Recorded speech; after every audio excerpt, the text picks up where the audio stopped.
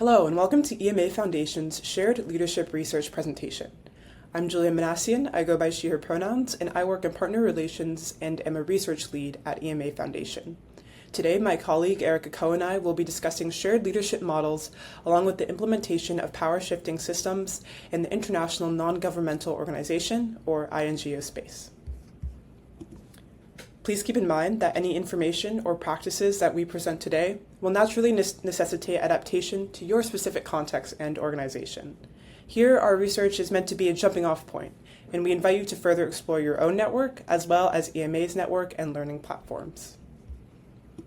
Here are the topics that today's presentation will cover, and now I will pass it off to Erika.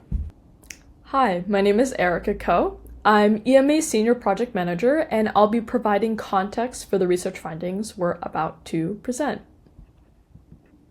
Shared leadership takes many forms, and this list is what we believe to be the important and defining qualities of shared leadership, whether it's shared decision-making, consistent and strong communication, accountability and transparency.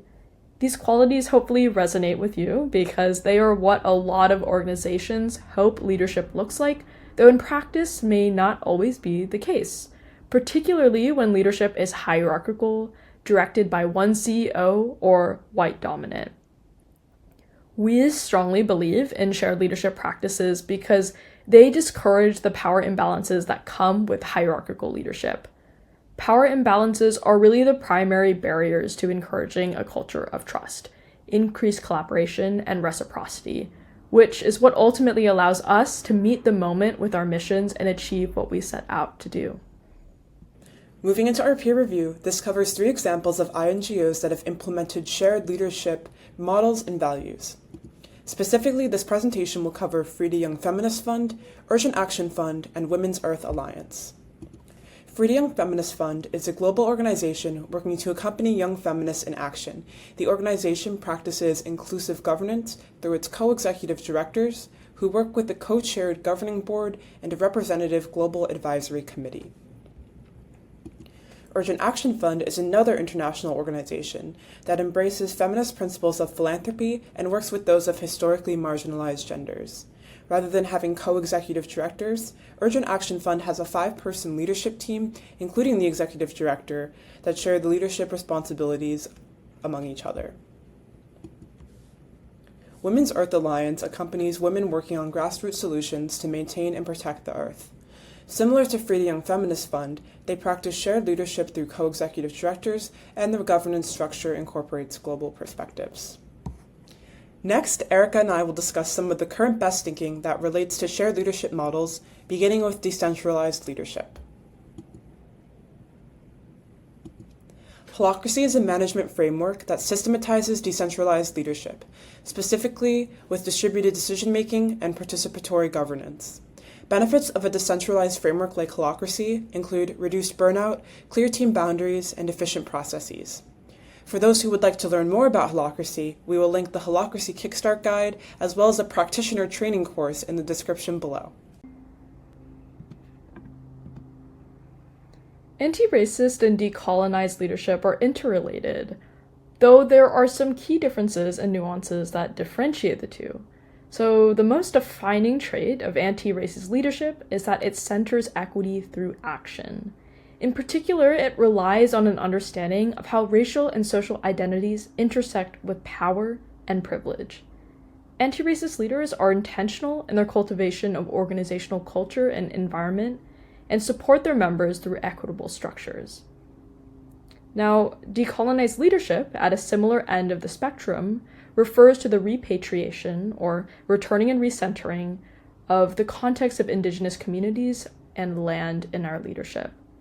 Decolonized leadership works to dismantle Eurocentric logics, which then allows for the reemergence of indigenous practices and understandings of leadership.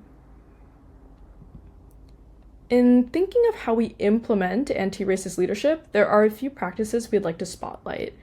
So first, conducting a research equity assessment. In our research, we found Maggie Potapchuk's resource Transforming Organizations by Operationalizing Racial Justice to be particularly useful, so we've included the link in the description so you have access to this report.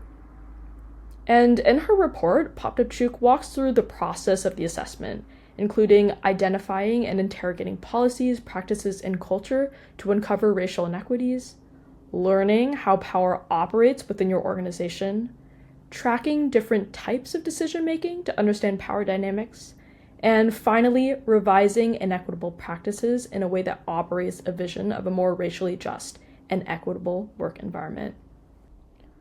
Next, I would like to introduce 5 themes of decolonized leadership, and I'll highlight a few of the important ones, starting with prioritization of self-knowledge. So this is knowing your strength and opportunities for growth and self-reflection. Next, centering the agency and voices and values of communities. This is also extremely important, especially the centering of communities your organization's partners with in leadership and other forms of decision-making. And the last one I would like to lift up is collectivism through inclusive communitarian practices. In other words, shifting our organizational culture to one of collaboration and shared mission rather than one that encourages competition. A crucial component to the success of leadership and organizational thriving is accountability and MEL practices. Without a strong evolving culture and structure around evaluation and learning, there may be missed opportunities for organizational change and growth. So with that, we're going to recommend a few MEL toolkit resources, 2 of which specifically center anti-racist and feminist thinking. The first is the International NGO Training and Research Center's MEL's toolkit. This toolkit explains how to plan and implement an MEL system and encourage effective learning. This slide details some important points about learning as an organization, so you can pause and read the slides, or you can also find a link to the full toolkit at the bottom of the slide and in the video description. Next, the Urban Institute has also developed a toolkit for aligning your MEL framework with racial equity and inclusion. On the slide, we have a summary of 5 steps that an organization like you might take to do so. Again, we've linked the full toolkit in the video description. Lastly, we're going to share Equality Fund's approach to feminist MEL. On the slide, we have the key principles to Equality Fund's feminist MEL and the suggestive framework. Once again, you guessed it, link to the full toolkit in the video description. Moving on from MEL, we'd like to focus on defining what a healthy co-leadership relationship looks like, because this is one of the most crucial components of a thriving organization that values shared leadership. First and foremost, co-leaders should desire to share leadership responsibilities and take a collective approach to overarching goals. They should also share similar values and work styles on important organizational decisions such as staff and conflict management. If co-leaders had previous experience working together, which is ideal, then this alignment would be much easier to hold. Co-leaders should also have clearly delineated responsibilities, and because of this, co-leaders should ideally bring different skill sets to the table to enhance their collective abilities. Next, I will discuss board leadership in organizations that value shared leadership. In the 2017 Stanford Social Innovation Review article, Kate Hayes illuminates the fact that 25% of boards are entirely composed of white people, and 90% of board chairs are white.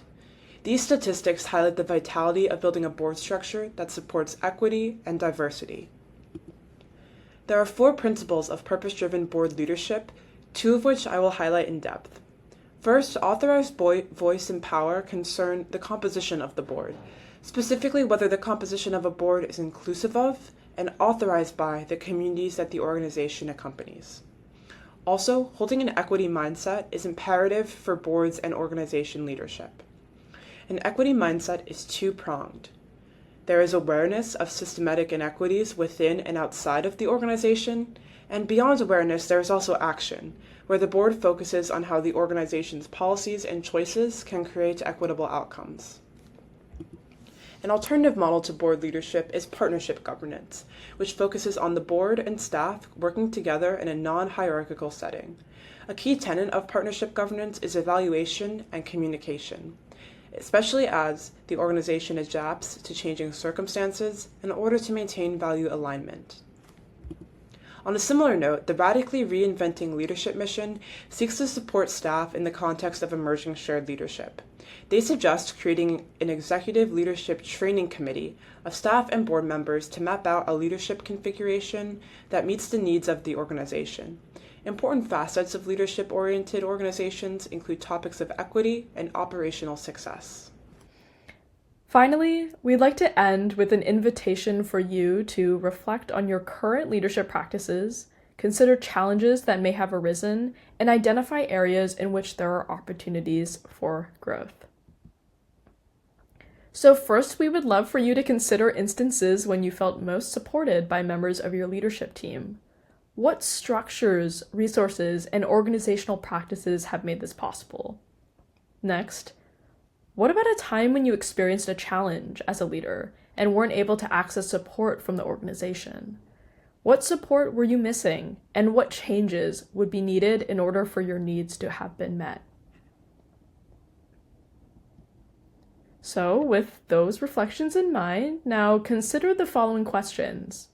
Within your organization, where are there opportunities for growth to further encourage a more thriving, equitable, and relationship-centered organization? And finally, what do you need to bring your full self and brilliance to the work? We hope your organization found this research helpful, and we're excited to continue advocating for shared leadership thinking and practices because we believe that cultivating deep trust and collaborative relationships is key to organizational thriving in a decolonized society. If you have any questions, please feel free to contact Julia or myself through email. Our emails are listed right here on this last slide. Thank you so much.